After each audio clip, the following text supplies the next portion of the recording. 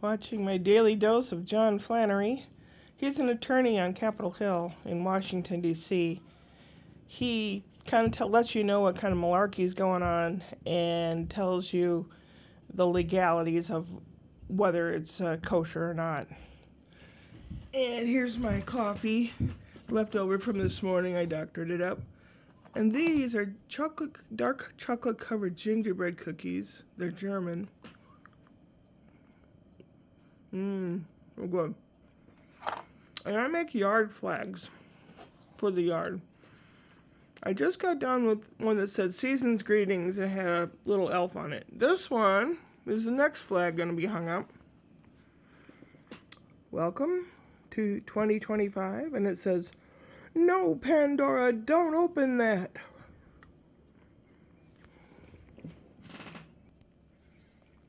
Kitty cat in his usual evening on my lap. I did take the little fiber optic Christmas tree and most of the garland and decorations and stuff down, but I left the string of lights. I'm going to readjust them tomorrow. So I'm going to have a string of lights all over the place instead of just the window. It'll just make it cheerful in here until the beginning of the new year. So, and then I'll put them away because I have a box for the Christmas stuff now. And, yeah. I watched something where a guy was saying, these are kitchen gadgets and things you don't need. If you have this, you don't need it. You know, and I was watching it. He goes, how many pot holders do you have? If you have more than 3 or 4, you have way too many. I have a little metal napkin holder that I have screwed up underneath the cabinets over there. And it's just the right size for paper napkins or pot holders. And it can fit like 5 or 6 pot holders in it. And I could wheedle down some. I don't know if that's a word, but that's what I use. I could get down to like 4 or 5. Because I don't need any more than that. I do have to go on the bottom cupboards and straighten out all the stuff under there. If I have things I don't use or don't need, that's going to have to be gone. I want to downsize the unnecessary things. Make life simpler because I have a feeling life's going to get difficult. Maybe getting rid of stuff is stupid. I don't know. I've always saved and scrimped and used something until it was not usable anymore. Like this shirt. I bought in 1975 or 6.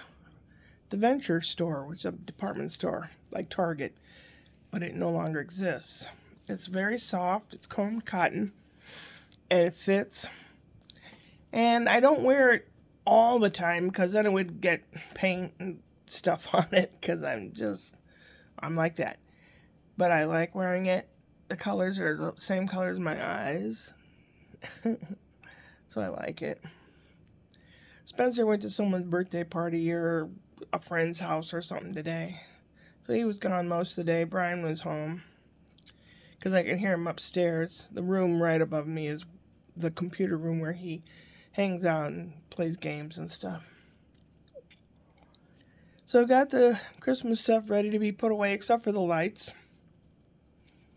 I got a lot of stuff laying about. And I do want, and a bunch of paint. And I brought the paint out to paint on the little cloth sign. I've noticed that a lot of them are dried up. So this painting on the wall back there, that's something I want to do this coming year. And I'm starting to think about New Year's resolutions. And what's really achievable. I still have a gym membership. I'm going to have to check into this new healthcare crap that I have, if it's still going to remain. Then I won't need that gym membership because they'll have things for old folks that they can do to keep in shape or something. I don't know. I haven't gone since like May or June, so that's half a year. $20 a month for 6 months. That's $120. I mean, I know a lot of people buy, $8, $9 coffees every day, at least one of them. I don't do that. So, I mean, what I spend is a lot less than what normal, quote unquote, normal people spend. I've been sitting here watching a few things while I was sorting and cleaning and doing. And I had purchased Max Rabe and Palace Orchestra. I thought it was a music CD. It's not. It's a video of the concert. And they played the same, except for one or two songs they had on there that when I went to see the concert, they didn't have those songs. But it was the exact same lineup as a concert that I saw. So it's really nice reliving that and doing stuff while the music's playing. And I started thinking a whole lot of my father, my grandparents, my ancestors, that time period of the 30s and 40s, and how I think I lived back then, and how I think I was shot by Nazis. And I don't think it was in Germany. I don't know where it was, whether it was Czech Republic or Poland or Austria. I don't know where it was, but it was definitely somewhere in Europe. And I think I was male, and I was involved with theater, and I was involved with like a resistance. And I think I was shot in the back. I don't really know. But all the dreams that I have had over the years, and it finally more and more comes out, and it just seems that way. I told something about I don't want to get shot in the back again. They didn't question it. Maybe they didn't think I'm crazy. I'm not crazy. Just, sometimes you're intuitive about certain things and you know what's going to happen. Having lived under a narcissist, I know what kind of things can happen. So I'm very leery. Gonna have to be extra careful and quote unquote watch my back this year. Talked to a good friend Robert today. It was very nice. I've talked to all the people that are important to me lately. And that's kind of weird. It's almost like wrapping up your life. That you can let it leave in a good conscience or whatever. I know it sounds really weird, but sometimes when I get really low, and depression's been trying to hit me. It's been knocking at the door and trying to get me.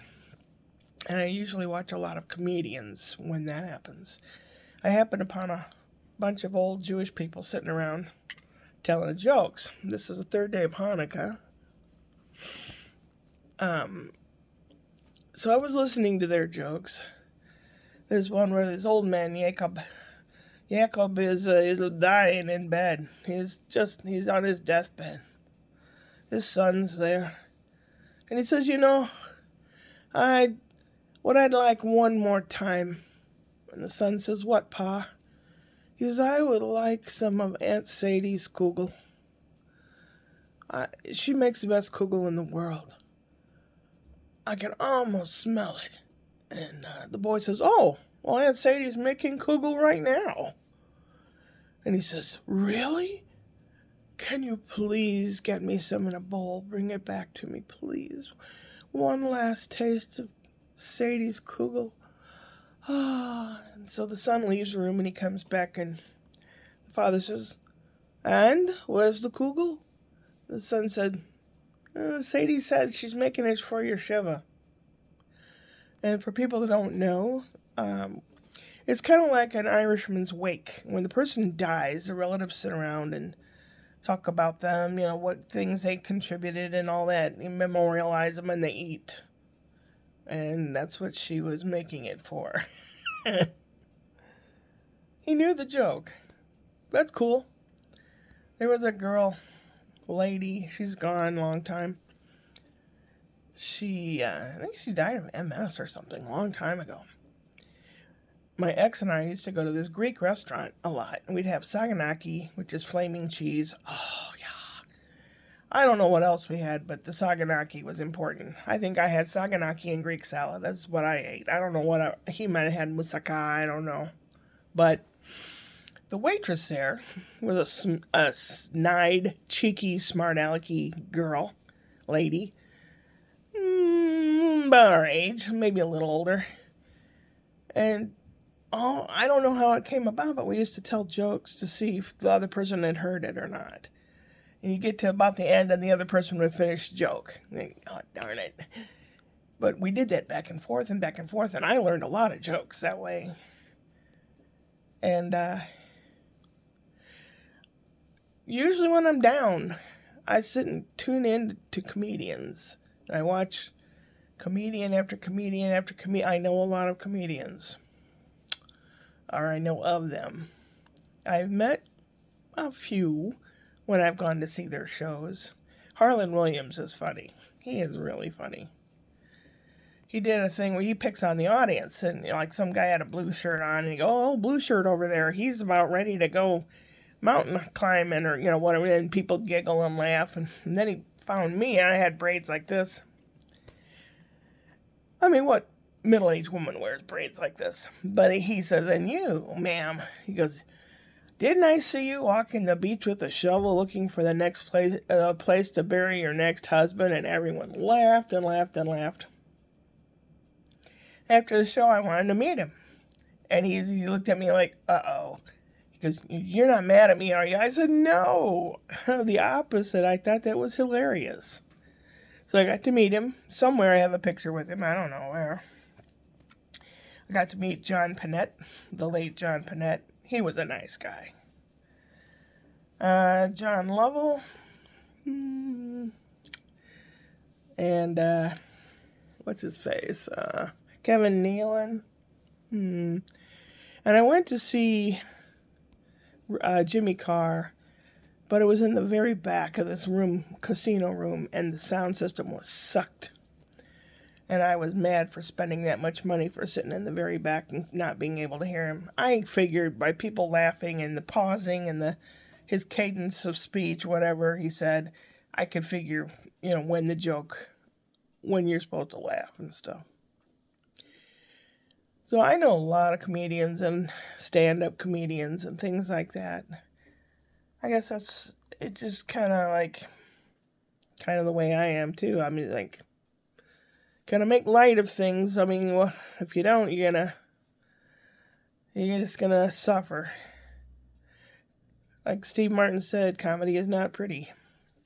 It comes from bad places, but you deal with it. I saw this lady in St. Louis, and I don't remember what her name was, but she was talking about a water heater that broke down and some of the things that she had to go through, and I was laughing and laughing. I was the only one laughing, because I had to deal with that kind of thing. So I know what it's like. So if people that can relate to you, if you know your audience when you're a comedian, if they don't know you kind of have to say things geared toward your audience. It's like Jesus in the Bible, and he's telling these stories, parables and stuff. He had to tell them in a way that the people would understand what the heck he was saying. And like a professor, if a professor uses too many big words, the class is going to go, "Oh, I don't have my spell check in my brain." Oh. So you gotta relate to your people if you want to get a message across. I've been thinking of a lot of different stuff. I'll hang out that sign tomorrow. I know it's a few days early. I did order a couple books. Robert suggested a couple authors. David Sedaris was one, and the other is, another one was Richard Burroughs, but that I didn't get any of his books. There was another person that I got a book from. Can't remember who it is right this second. They'll be coming in the second week of January. But Monday, I'm supposed to get more cat food treats. And eventually, not sure when, I'm supposed to get some kind of doodad that translates. When you wear it in your ear and it translates, like a babblefish in the Hitchhiker's Guide. That ought to be interesting. I don't know. I mean, so far, they have this list that's coming from Ireland. And so far, it made it to the United States and passed customs. And has gone to the carrier's main office. So whatever carrier that is, I'm not sure. How long have I blithered? Too long, I'm sure. 15 minutes? Oh my God. Well, is today Saturday? Yeah, I think so. Walgreens called and said that I will have some medicines for next week to pick up, which is good because even if I don't need them yet, God knows what's going to happen. If they F up the health system, well, at least I'll have some medicine. Yeah, I'm very concerned about that. I'm very concerned with their intentions or whether they're mean-spirited or just greedy. I'm thinking it's just greed and they don't think. They have a brain to suck in money, but they don't have a brain and that empathizes. They don't have empathy. So it's going to be interesting. I've survived narcissists and abuse and shit that's happened to me in my life. I've survived. If I'm strong enough to do that, I think I'm strong enough to resist. I know I'm not the only one. Stay strong, everybody. I love you. Hug your loved ones. Tell them you love them. Upward and onward.